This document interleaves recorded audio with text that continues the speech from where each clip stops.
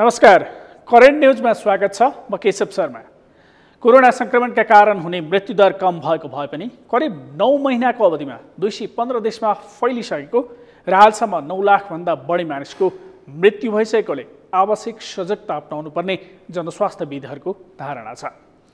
नेपालमा पनि संक्रमणको दर बढ्दै गएपछि 120 दिन लामो लकडाउन गरिएको थियो। लकडाउन खुलेसँगै संक्रमितको संख्या बढ्दै जाँदा काठमाडौँ उपत्यका लगायतका देशका विभिन्न ठाउँमा निषेधाज्ञा जारी गरिएको थियो। लकडाउन र निषेधाज्ञाले सर्वसाधारणलाई दैनिक छाक टार्न समस्या भएको तथा आर्थिक गतिविधि लामो समय ठप्प रहेका कारण हाल काठमाडौँ उपत्यकाको निषेधाज्ञा हटाइएको भए पनि देशका केही ठाउँमा जारी गरिएको निषेधाज्ञा अझै जारी छ। काठमाडौँ उपत्यकामा निषेधाज्ञा हटाइएसँगै भिडभाड बढेको छ। यद्यपि साना सार्वजनिक सवारी साधन भने चलेका छैनन्। सुनसान देखिने सडकहरूमा सवारी चाप समेत बढेको छ। कोरोना कहरका कारण केही समय पहिलेसम्म कोठा पाउन मुस्किल पर्ने काठमाडौँमा अहिले भने कोठा भाडामा लगाउन मुस्किल देखिएको छ। कोठा गरी बस्नुहोस् वा व्यापार व्यवसाय गर्न सटर पाउनै मुस्किल हुने यहाँ अहिले टुलेट, कोठा, फ्ल्याट खाली छ भन्ने सूचनाहरू जताततै देख्न पाइन्छ।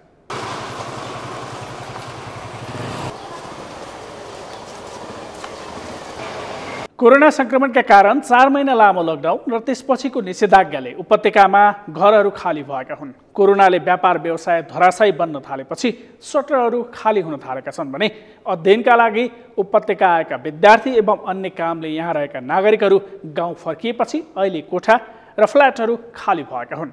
यही भएकाहरू पनि कम भाडा भएको अर्को घरमा सर्ने क्रम बढेको छ।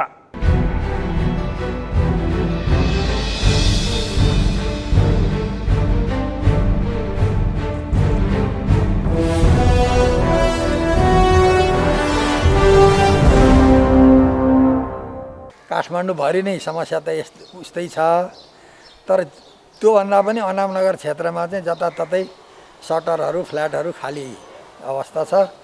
अब ठुलो लगानीका साथ तयार भएका चिजहरू उपयोगमा नआउँदाखेरि साह्रै समस्या परेको छ।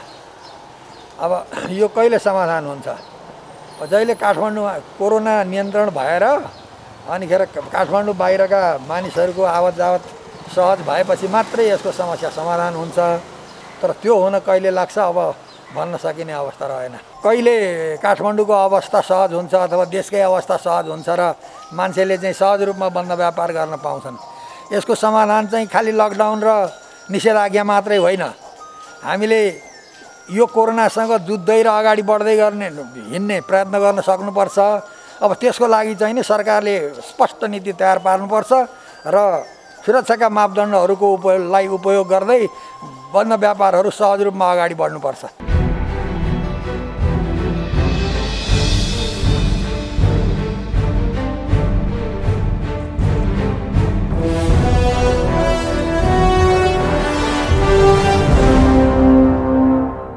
लकडाउन र निषेधाज्ञाले संक्रमणको जोखिम कम गर्न सहयोग गर्ने भए पनि यो समयमा स्वास्थ्य क्षेत्रमा गर्नुपर्ने धेरै कामहरू छन्, तर यस्तो विषयमा ध्यान दिएको देखिँदैन। कोरोना संक्रमणका कारण ज्यान गुमाएकाहरूमध्ये धेरैमा कोरोना भाइरस सम्बन्धी नै जटिलता देखिएको छ। यस्तो अवस्थामा लकडाउन निषेधाज्ञा भन्दा पनि आवश्यक सजगता अपनाएर स्वास्थ्य उपकरणहरूको व्यवस्थापन लगायतमा ध्यान दिनुपर्ने हो। तर त्यसो हुन सकेको देखिँदैन। सरकारको व्यवस्थापकीय कमजोरीका कारण कोरोना भाइरस कोभिड-19 संक्रमणको जोखिम बढ्दै गएको सरकारवालाहरूको भनाइ छ। प्रयोगशालाको व्यवस्थापन, अति आवश्यक स्वास्थ्य सामग्रीको गुणस्तर मापन र सरकारी विधि विधानका कारण संक्रमणको जोखिम बढ्दै गएको उनीहरूको तर्क छ। प्रयोगशाला स्थापना भएपछि ल्याबको गुणस्तर जाँचमा सरकारले ध्यान दिन नसकेका कारण कुनै एक प्रयोगशालामा रिपोर्ट पोजिटिभ आउने र अर्को प्रयोगशालामा सोही स्वाब परीक्षण गर्दा रिपोर्ट नेगेटिभ आउने समस्या पनि गुणस्तर मापनकै कारण देखिएको उनीहरूको तर्क छ।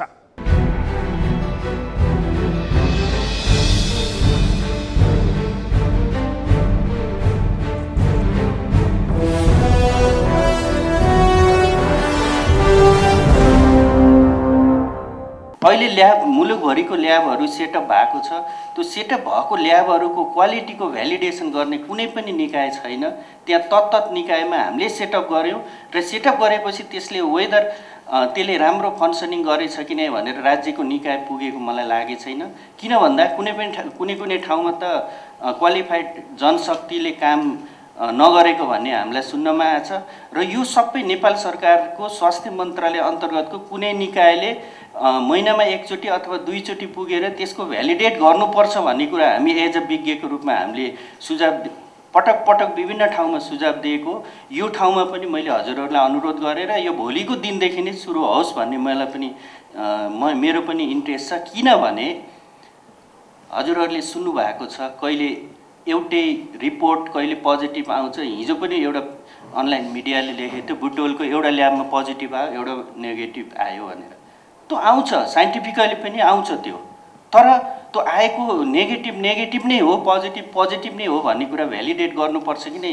यो रिपोर्टको टाइमिङ, स्याम्पलको पेन्डिङ, अहिलेको एक्जिस्टिङ ल्याबको सेटअपले आजको स्वाब भोलिको रिपोर्ट दिन सकिन्छ। म यति यहाँहरूलाई जानकारी गराएँ। त्यसलाई मेकानिजम र त्यसलाई सिस्टम मात्र बनाउनु पर्ने छ।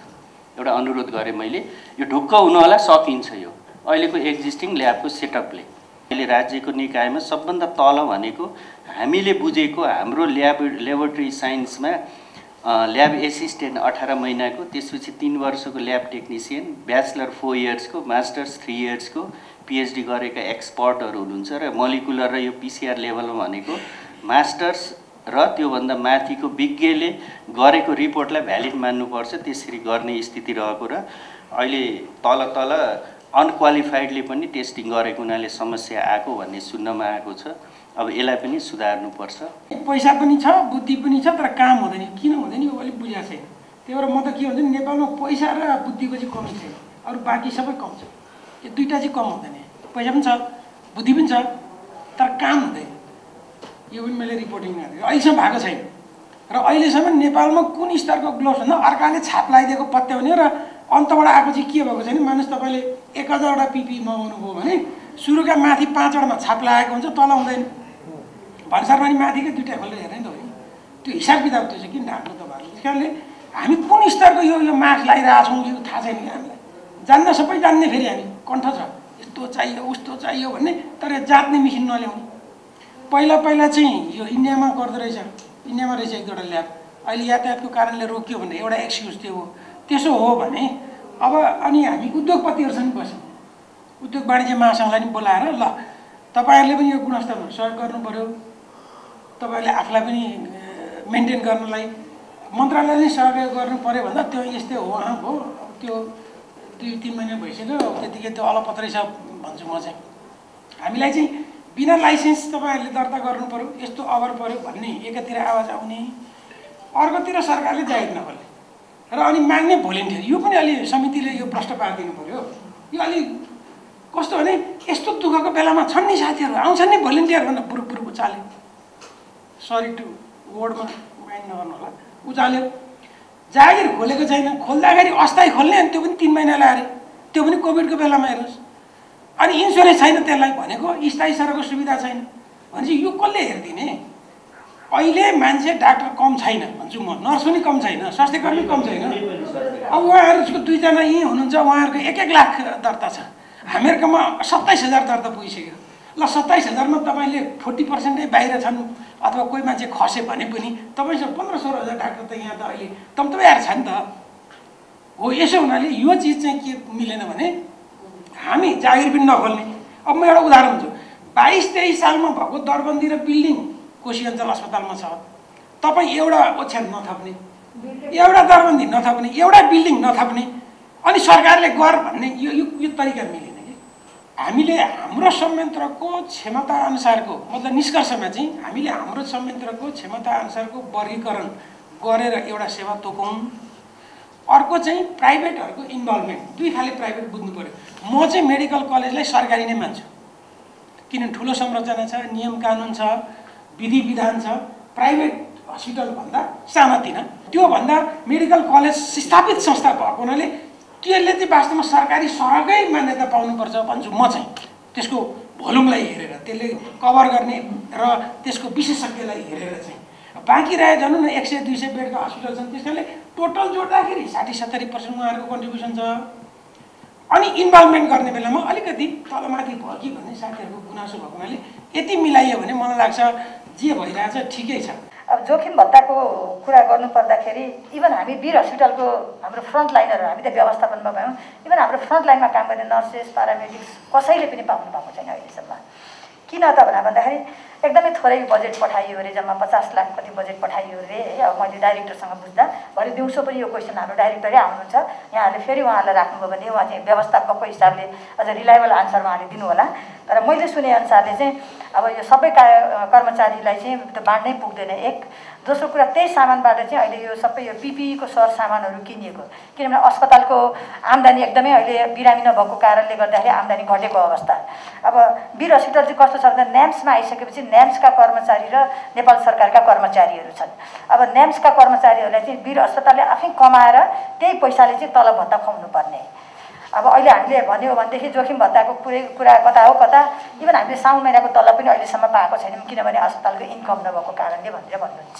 सरकारी कर्मचारीलाई त सरकारले तलब टाउको गरेर पठाएको छ, तर हामीसँग करिब 400 समथिङ त हुनुहुन्छ फेरि न्याम्सका यता प्रतिष्ठानप्रतिका कर्मचारीहरू। अब उहाँहरूलाई चाहिँ अस्पतालमा इन्कम नभएको कारणले तलब खुवाउन सकिँदैन भनेर दुवै ग्रुपलाई चाहिँ तलब चाहिँ रोकिएको छ। अहिले नर्सको सेक्युरिटी कुरा अझ धेरै बढी हुन्छ। डक्टर त एकछिन आउनुहुन्छ, राउन्ड गर्छ, ऊ ढोकैबाट के छ फलाना बिरामीलाई कस्तो छ, उहाँको भाइटल के छ, ज्वरो छ कि छैन भनेर सोध्नुहुन्छ, ढोकाबाटै बाहिर निस्किनुहुन्छ उहाँ। तर नर्स त त्यहाँ मिनिमम पनि 8 घन्टा ड्युटीमा बस्छ, भएन अहिले हामीले 12 घन्टा ड्युटी लगाएका छौँ होइन। त्यस कारणले त्यो नर्सको सेक्युरिटीको कुरा चाहिँ किन नआउने? नर्सको सेक्युरिटी कुरा पनि हाम्रो सरकारबाट पनि त्यतिकै रूपमा आउनु पर्यो, किनभने एकदमै धेरै समय बिरामीको छेउमा सबैभन्दा धेरै समय बिताउने भनेको स्वास्थ्यकर्मी को हो भन्दा नर्स हो।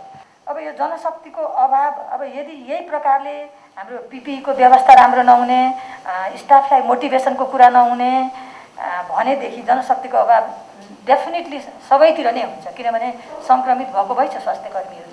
अब एकचोटि एउटा स्वास्थ्यकर्मी सङ्क्रमित भयो भने कम्तीमा पनि ऊ चाहिँ 21 दिन नभइकन ऊ फेरि पुनः ड्युटीमा फर्किन सक्दैन। यदि सबै कुरा सामान्य भएर नेगेटिभ भयो भने, कतिको त 1 महिनासम्म नेगेटिभ नआएर पोजिटिभै रिजल्ट भएको अवस्था पनि छ। त्यस कारणले गर्दाखेरि जनशक्तिको अभावलाई पनि अहिले राज्यले हामीले अगाडिदेखि नै सोच्नुपर्ने अवस्था चाहिँ छ। होइन भनेदेखि चाहिँ हामी नै बिरामी भएर सुत्दाखेरि पनि हामीले औषधि खुवाउने मान्छे नहुन सक्छ।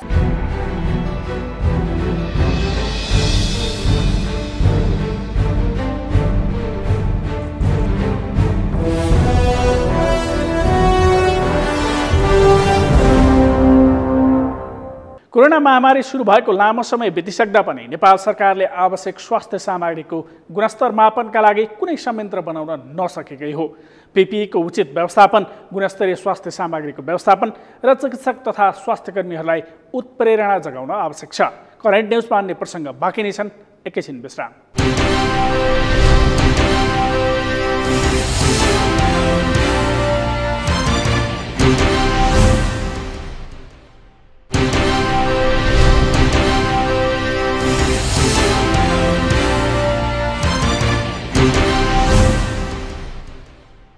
विश्रामपछि करेन्ट न्युजमा स्वागत छ।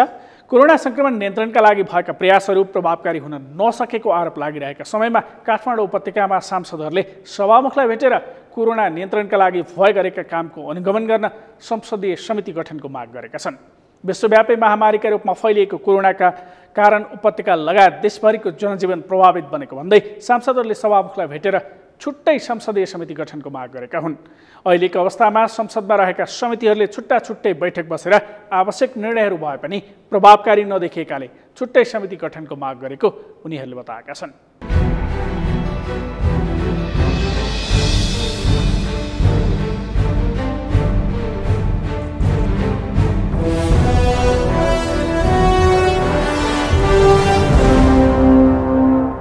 यो सबै अब संसदको भूमिका चाहिँ यसमा चाहिँ केही देखिन। हाम्रो संसदभित्र पनि थुप्रै समितिहरू 16वटा समिति छ। ती समिति भनेको एउटा चाहिँ नै नियमित बैठक बस्ने होइन, मन्त्रालयसँग आबद्ध भएका समिति छन्, श्रमिक समिति छन्। अब त्यतिले पुगेन, कमसेकम संसदहरूको भूमिका खेल्ने संसद नै हो, हाम्रो यो थल नै हो। त्यसै आज हामी सभामुखमा चाहिँ नि तपाईँकै नेतृत्वमा एउटा अनुगमन समिति होइन, यो सबै विविध पक्षलाई समेटेर होइन एउटा अनुगमन गर्ने र सरकारले राय सोध्ने, ताकि सरकारले पनि काम गर्नलाई चाहिँ त्यो एउटा चाहिँ त्यो एउटा सभामुखको हैसियतले उहाँले गरिदिनु भयो भने यसको अलि सुनाइ हुन्छ। अब हामी आफ्नो ठाउँमा सांसद छौँ, अब सबभन्दा ठगिन आउने के भने हामी कहाँ ठगिन आउने, हस्पिटल भर्नु पाएन, औषधि पाएन, खाना पाएन होइन, राहत पाएन भन्ने हिसाबमा अब राज्यले गर्ने काम त सांसदले गर्न सकेन। त्यसमा सांसदको भूमिका के हो भन्ने विषयमा आज हामीले उहाँलाई एउटा संसदीय समिति बनाऊ, कोभिडलाई मात्रै हैन फोकस गर्ने, त्यस विविध आयामी पक्ष छन्, त्यो सबै आयामी पक्षले चाहिँ हेरेर एउटा कमिटी सचिवालय सहितको चाहिने राखेर चाहिँ कमिटी बनाएर चाहिँ यसले राजस्व अस्तर खाल दियोस् भन्ने अभिप्रायले आज हामी उहाँले बुझाएको छौँ। सायद संसद सचिवालयले पनि केही चाहिँ स्टेटमेन्ट तपाईँले पठाउनुहुन्छ होला। संसारमा भइरहेको सबै मानवीय सङ्कटभन्दा पनि ठुलो सङ्कट चाहिँ आएको छ। यो सङ्कटलाई सामना गर्नका लागि हामीले सुरुदेखि नै सर्वपक्षीय एउटा राजनीतिक समिति बनोस्, उच्च स्तरीय समिति बनेर त्यसले व्यवस्थापनको काम, अनुगमनको काम र त्यो सँगसँगै भावी योजना, त्यसलाई चाहिँ मुकाबिला गर्ने योजना बनाउने गरी बनाऊ भन्ने कुरा राखेका थियौँ। त्यो कुरा सरकारको तर्फबाट चाहिँ व्यवस्थै गर्यो, त्यसलाई चाहिँ स्वीकार गरिएन। त्यो स्वीकार नगरिएको सन्दर्भमा अब कमसेकम संसदबाट यस्तो कामका लागि चाहिँ अग्रसर हुनु पर्यो र सबै खालको चाहिँ समितिहरू जुन यस कामसँग सम्बन्धित छन्, जस्तो चाहिँ अब स्वास्थ्य समिति भन्नु, त्यहाँ पनि यससँग सरोकार राख्छ। अब धेरै मजदुरहरू बेरोजगार हुँदै गइरहेछ, श्रमसँग सम्बन्धित पनि यसले सरोकार राख्छ। अनि अन्तर्राष्ट्रिय क्षेत्रमा बर्बाद भइरहेका छन् होइन, कयौँ साथीहरू बर्बाद भइरहेछ। हाम्रो चाहिँ अब विदेशी रोजगारमा गएकाहरू, अन्तर्राष्ट्रिय सम्बन्ध समिति पनि सरोकार राखेको छ। त्यसरी नै अब भ्रष्टाचारहरू भइरहेछ, अनियमितता भइरहेको छ। राज्य व्यवस्था तथा सुशासन समितिको पनि सरोकार छ, विभिन्न समितिहरूको सरोकार छ। त्यसैले संसदभित्रैबाट अब सभामुखले चाहिँ आफ्नै नेतृत्वमा वा अरू कोही चाहिँ सांसदहरूको नेतृत्वमा एउटा चाहिँ सबैको संलग्न भएको एउटा त्यस्तो संसदीय जनस्वास्थ्य समिति एउटा बनाऊ र त्यसलाई चाहिँ अब अनुगमन गर्ने कुरा चाहिँ अब सभामुखको नेतृत्वमा अरू कुनै संयन्त्र बनाए पनि हुन्छ वा एउटै बनाएर पनि जान सकिन्छ, जे गर्दा उपयुक्त हुन्छ। तर अहिलेको यो चाहिँ सङ्कटलाई चाहिँ सबै मिलेर सामना गर्ने वातावरण बनाऊ, यो सरकारको मात्रै मामला नभइकन हामी सबैको मामला हो भन्ने कुरामा हामीले जोड दियौँ।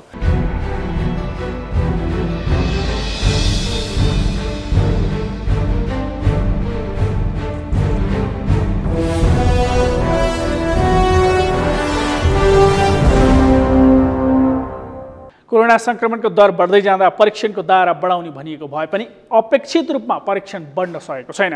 4 महिना लामो लकडाउन र 3 साता लामो निषेधाज्ञाको बावजुद पनि काठमाडौँ उपत्यका लगायत धेरै ठाउँमा संक्रमित देखिएका ठाउँहरूमा संक्रमणको दर अझै घटेको देखिँदैन, बढेको छ। कस्तो छ नेपालमा अहिलेको संक्रमणको अवस्था? अबको पालामा स्वास्थ्य मन्त्रालयका प्रवक्ता डाक्टर जागेश्वर गौतमको यो भनाइ।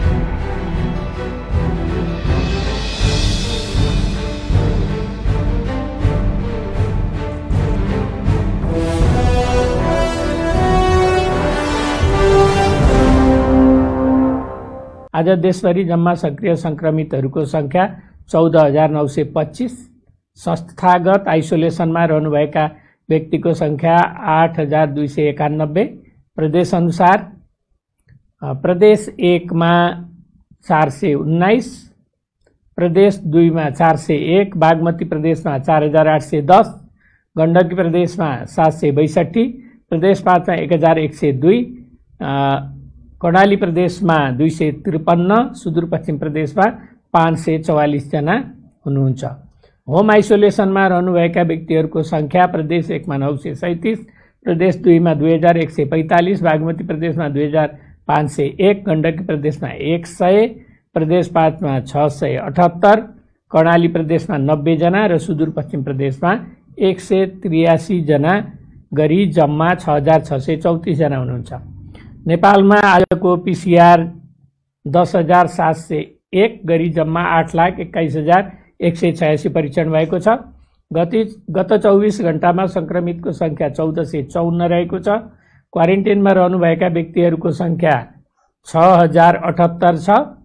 प्रदेश अनुसार प्रदेश 1 मा 995, प्रदेश 2 मा 492, बागमती प्रदेशमा 461, गण्डकी प्रदेशमा 594, प्रदेश 5 मा 1,240, कर्णाली प्रदेशमा 623, सुदूरपश्चिम प्रदेशमा 1,673 जना हुनुहुन्छ। कोभिड संक्रमणबाट मुक्त भई गत 24 घण्टामा डिस्चार्ज हुनुहुनेहरूमा जम्मा 972 जना हुनुहुन्छ र आजसम्म टोटल डिस्चार्ज हुने 36,672 जना हुनुहुन्छ। प्रदेश अनुसार प्रदेश 1 मा 3,324, प्रदेश 2 मा 10,242, बागमती प्रदेशमा 6,535, गण्डकी प्रदेशमा 2,143, प्रदेश 5 मा 6,248, कर्णाली प्रदेशमा 2,470, सुदूरपश्चिम प्रदेशमा 5,710 जना हुनुहुन्छ। कोभिड-19 संक्रमणबाट मुक्त हुने दर 71% छ।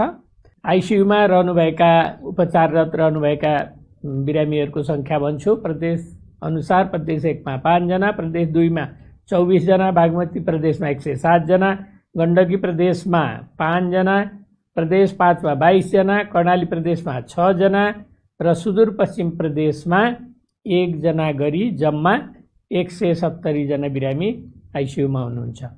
भेन्टिलेटरमा उपचाररत सङ्ख्या प्रदेश अनुसार बागमती प्रदेशमा 22 जना, प्रदेश 5 मा 2 जना, सुदूरपश्चिम प्रदेशमा 1 जना गरी जम्मा 25 जना हुनुहुन्छ। 500 भन्दा बढी सक्रिय सङ्क्रमितहरू रहनुभएको जिल्लाहरू सुनसरी, सर्लाही, काठमाडौँ, चितवन र रूपन्देही गरी 5 वटा जिल्ला छन्। शून्य सङ्क्रमित भएका जिल्लाहरूमा सोलुखुम्बु, मनाङ, मुस्ताङ, म्याग्दी, डोल्पा, हुम्ला र मुगु रहेका छन्।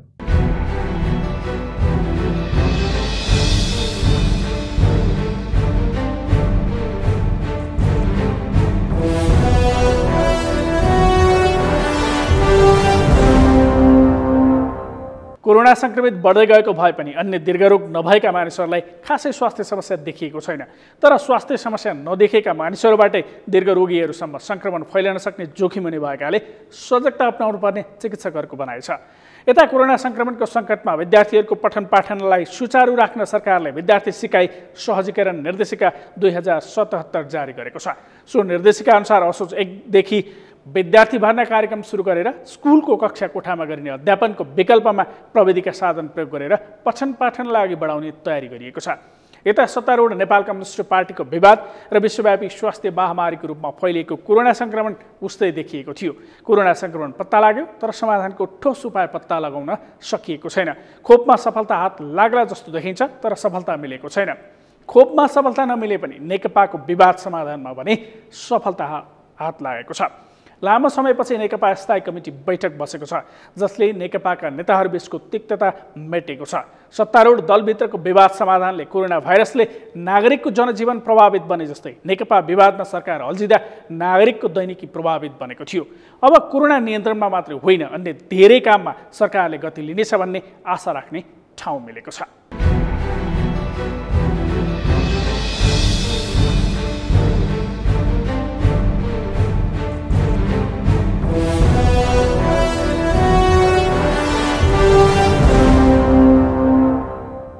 दुईजना अध्यक्ष कमरेडहरूको अध्यक्षतामा सम्पन्न भयो र आजैबाट जारी स्थायी कमिटीको बैठक समापन पनि भयो।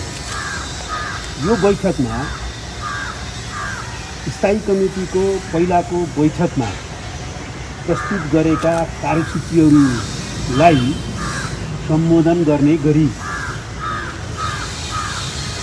दुईजना अध्यक्ष कमरेडहरूले निर्णयको निम्ति आफ्नो प्रस्ताव प्रस्तुत गर्नुभयो।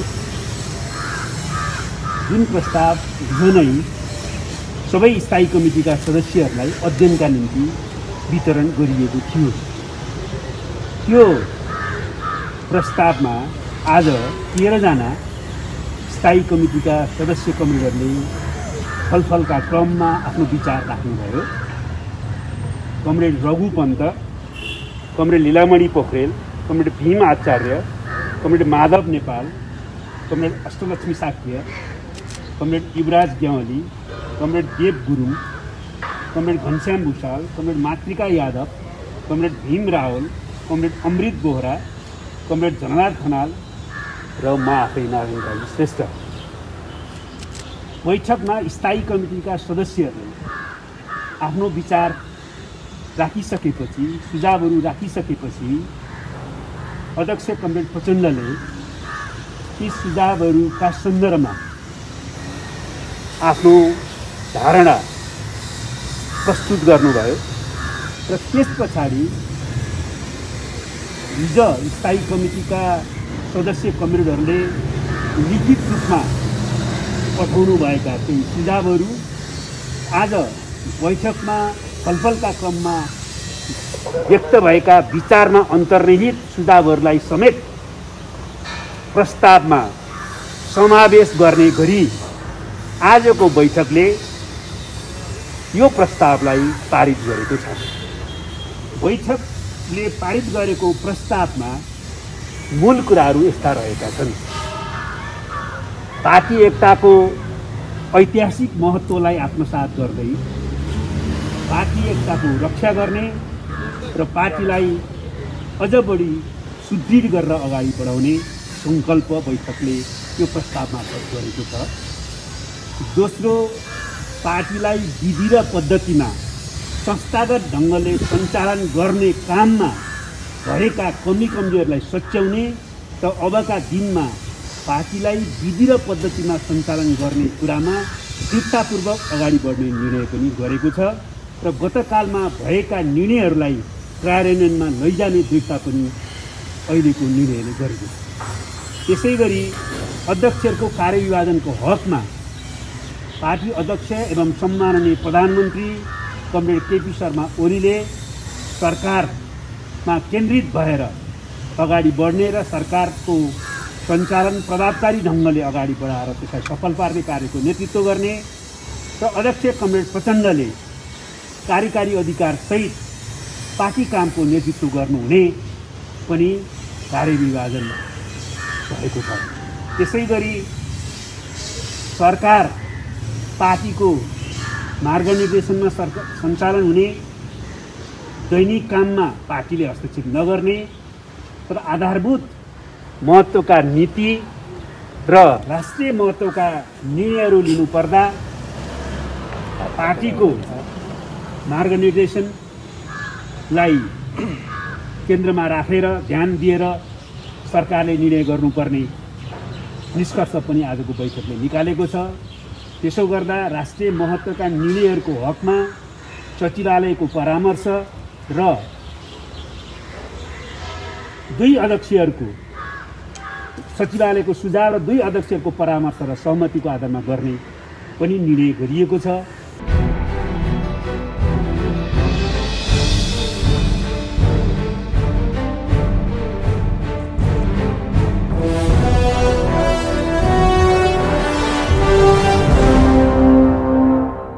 एकातिर सङ्क्रमण दर बढ्दै जाँदा सजगता अपनाउनु पर्ने आवश्यकता छ भने विद्यालय सुचारू गर्नुपर्ने दायित्वका साथै आर्थिक गतिविधिहरूलाई सञ्चालन गर्नुपर्ने आवश्यकता पनि यस्तो अवस्थामा आइपरेको छ। लकडाउन निषेधाज्ञाको विकल्पमा आम सर्वसाधारणले स्वास्थ्य सजगता अपनाई जनजीवन सहज बनाउन आवश्यक छ। हवस् त, आजका लागि करेन्ट न्युज यति नै। म केशव शर्मा बिदा हुन्छु। नमस्कार।